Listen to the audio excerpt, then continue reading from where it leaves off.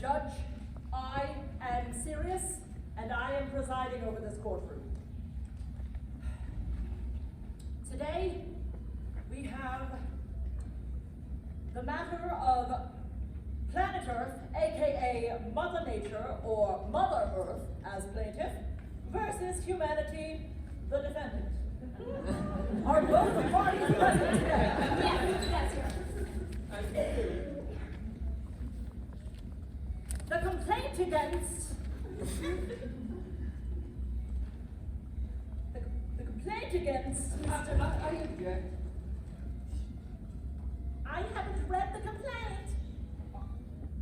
I know. I object anyway. Sit down. I've heard about your kind. This is going to be difficult. As I was saying, the complaint reads as follows. Planet Earth, also known as Mother Nature, or Mother Earth, would like the defendant, humanity, to be evicted for failure to live up to promises to be a good tenant. Mother Nature contends that humanity has soiled her waters, polluted the ground and air, destroyed plants and animals that have been living here for thousands of years, created unbreathable living conditions for most living things, and has generally been considered an unruly parasite and pest. How do you plead, human? I object, Your Honor. How do you plead? Innocent, we are not pests. Miss Earth, I'm sure you have prepared. Yes. You see, for 1.5 million years, everything was fine. And then the last few hundred, I mean, look at me. I used to be beautiful. Now, I mean, I was the role model for all planets in the solar system.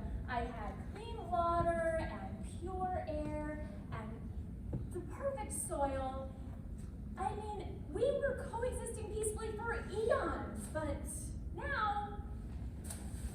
Why did you let them settle in the first place? Oh, well, admittedly, not my best move, but there was a visitor who wanted to try a little experiment. A visitor? What was his name for the record? Oh, God. Real arrogant. Like, now, got his own universe, like.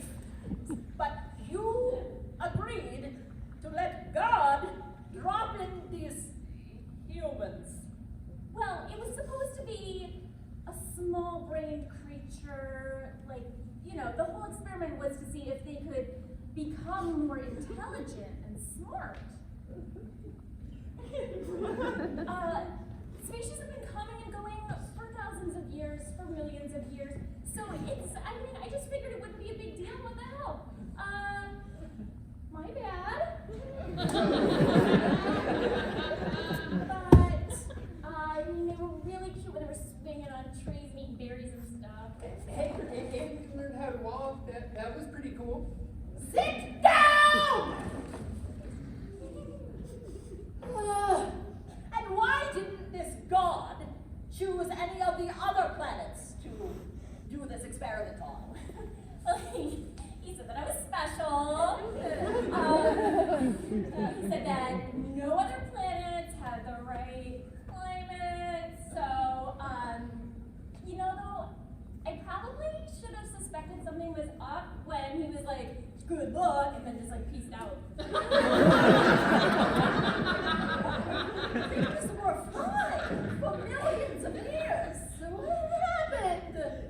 Well, they came down from the trees, and that was fine. He lit them play with fire. You should have seen him trying to like spear mastodon these little spears. I mean, mastodon's cute. I mean, and that wasn't even the worst of it, really. I mean, have you ever had a dinosaur walking on your back? I mean, the asteroid pickup. I mean, What? well, okay, started making machines, and then they started taking coal out of the earth to make fuel for their machines, and then they started digging iron and to make buildings, and I mean, just all this stuff, just making a terrible mess. I mean, it was just really awful, and have you seen them just populate, like, you thought rabbits were bad? No, I mean, you can't go anywhere without these guys around. That's not true. We don't live in the ocean. Yet. I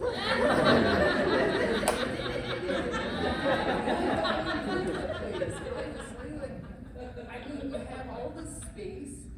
Why not chop down a couple million trees, throw down some asphalt, get you from A to B quicker? When we got there, it was no offense. When we got there, it was just kind of some nice scenery. Like it was a nice painting. Oh, we're in the place. We're in a neighborhood. My animals can't go anywhere without getting run over by your cars and trucks. We have electric cars now. Oh, so you can run over them very quietly. Well, hey, we were told to go forth and multiply, and to use the earth as we will. Who told you that? God did. The guy who visited, she was talking about. Have you ever met this god? No. Well, but we have a book. And who wrote this book? Well, technically we did. That's not very convincing. They have polluted the sea so badly that the fish are choking and dying. They've polluted the air so bad, it's so dirty, the sun is being blocked out. I mean, and look at the trash all over the land. I mean, all I want is for him to clean up after himself! Hey, we honor the earth too, every year, for a day, and roll out the reuse, recycle cans, and we write songs and little ditties to show we care, and this year, I sent my grandma an Earth Day card. Oh, how sweet is that? Oh. But, what is one day going to do for the other days of the year that you've, messed it up? So we think of it as kind of like a rebirth, right? So every April, we all spend money on green stuff. All these companies advertise their commitment to the environment. They bring out new lines of products that are eco-friendly. Oh, and then those eco-friendly products go right in the trash. I mean, we've been doing this for 50 years and nothing has gotten cleaner. It's in fact gotten dirtier. I think she's exaggerating a bit. I mean, it's not like we don't do anything. So get this, we can take plastic stuff, right? And then we can turn that plastic stuff into new plastic stuff. Oh my god, that then goes in the garbage. Right. So we put food in recyclable containers. Then goes in the garbage. Okay, so we stopped using foam cups and plastic bags, and now we use paper instead, and that's biodegradable. Well, I'll give you that one. Oh. And we save paper and those trees by sending each other messages with computers. And when the computers break, they go in the garbage. Your Honor, they could have their toys if they would just think ahead about how they were made and how they would be disposed after the fact. I mean, they went from hunter-gatherers, and that was fine, to shopper-wasters. What have you got to say about that, human? Why can't you just plan for the future while you're making it? Okay, so here's the thing. Is thinking ahead like that is expensive, so you profit more if you don't do that. So, you're saying that the money is the most important. Well, see, you use the money to buy the stuff. Okay, so you're saying that your health and the health of an entire planet is less important than, money? Right, well, okay, see, the more money you have, the more stuff you can buy. That goes in the landfill. You're clearly at a standstill here. I need to deliberate. I can't do this anymore. I'm so sick. I'm so sick. I mean, I've tried everything. I've tried pestilence and famine and drought and tornadoes and wildfires and a pandemic. I mean, I can do my Ice Age, but I mean, this is just so tiring.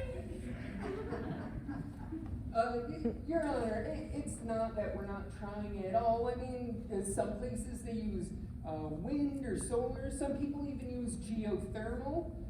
We're trying to burn less coal.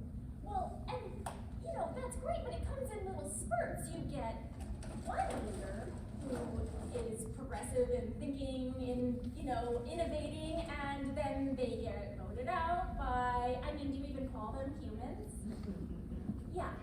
So, I'm saying, you don't realize you're gonna disappear without my help. If you don't change this situation, I mean, I'll heal without you. But if humans are gone, humans are gone. I mean, shouldn't they be a good tenant for their own survival? I have a real dilemma on my hands. You both have made your points known and clear and good. But we must come to a compromise.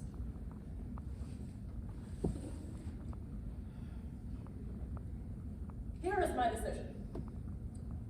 Humanity, you have 30 years to clean up your act and clean up your planet. And if you fail to do so, Mother Nature has every right to wipe you straight off the planet. In any means she sees fit. How's that sound? Yes, I accept your decision. And you said any means I see fit? Yes? Human, how do you respond? 30 years, that's pretty quick, actually. If we could get an extension of that. You have been trying this for 50 years already. No. So, can we get more time if it looks like we're doing really good? No.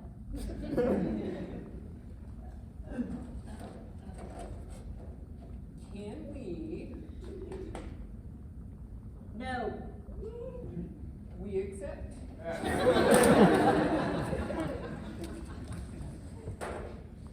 I hope to never see you again in my courtroom.